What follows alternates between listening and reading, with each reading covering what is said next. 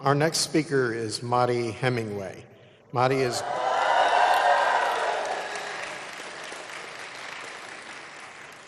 I have to remember next year to bring my own fan club. Madi is graduating today from our Global MBA program and will be speaking on behalf of the class of 2017. Madi.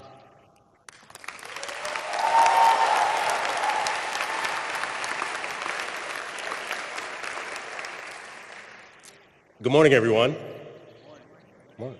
To Dean Ferrari, Vice Deans Frick and Suslow, to Mr. Rice, faculty and staff, family and friends, and my fellow students. Congratulations to the graduating class of 2017. You did it.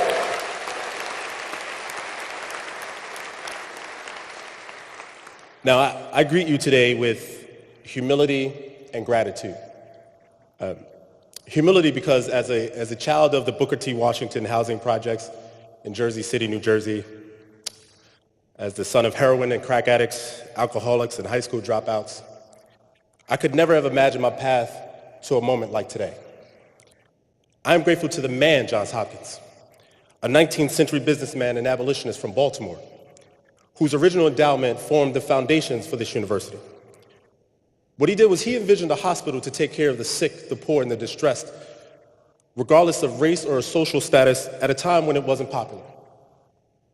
Now, if you think about it in the context of today, Johns Hopkins, he not only foresaw today's healthcare debates, but he saw the challenges that humanity faces in this 21st century era of war, deprivation, and climate disruption.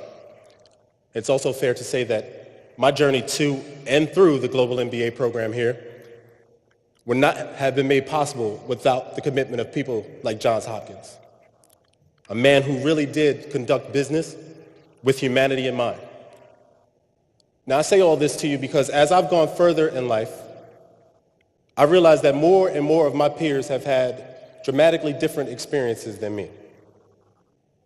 Many of you may have spent your birthdays at Chuck E. Cheese's or Disney World, or even Hawaii.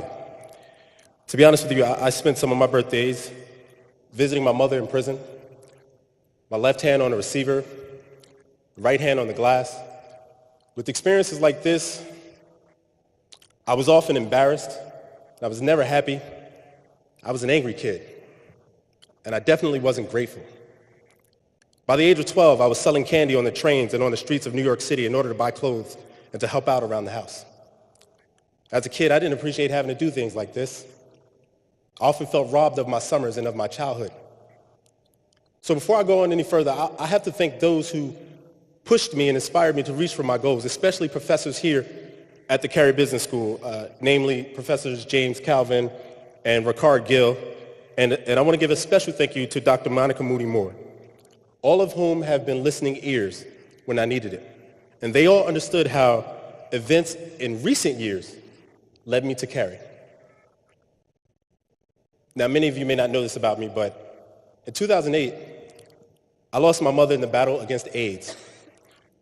Now, prior to my mother's death, she had been working for an insurance company.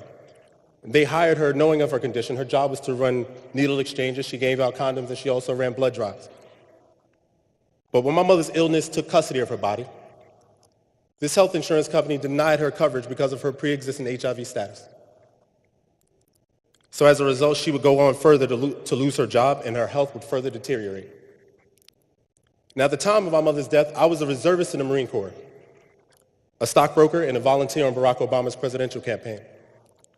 And because I was upset by my mother's struggle, and since affordable health care was such an essential part of Obama's campaign, I turned to politics for a voice.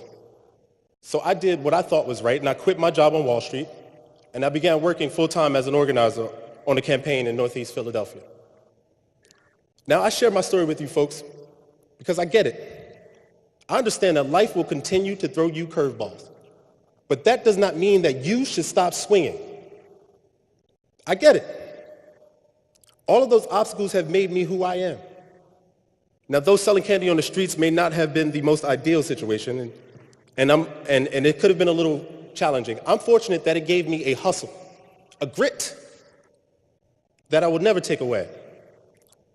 And though my mother's situation may have caused me to make decisions out of emotions, I know now that that experience has given me a passion to fight for the less fortunate and to care for people other than myself. And for that, I've become grateful. So it was with this newly found gratitude that I walked into the doors of the Carey Business School, and I've met all of you. A place where learning and achievement is sought by students from all over the world, students like my friend Zimoon Lee and Puneet Ruparel from India. A bunch of folks who enlighten us every day by virtue of their unique experiences and their accomplishments. This is an impressive student body, and with an impressive student body like this, I trust that all of you are going to go out into the world and make a difference. Some of you will lead industry, some will lead NGOs, and some will lead our communities.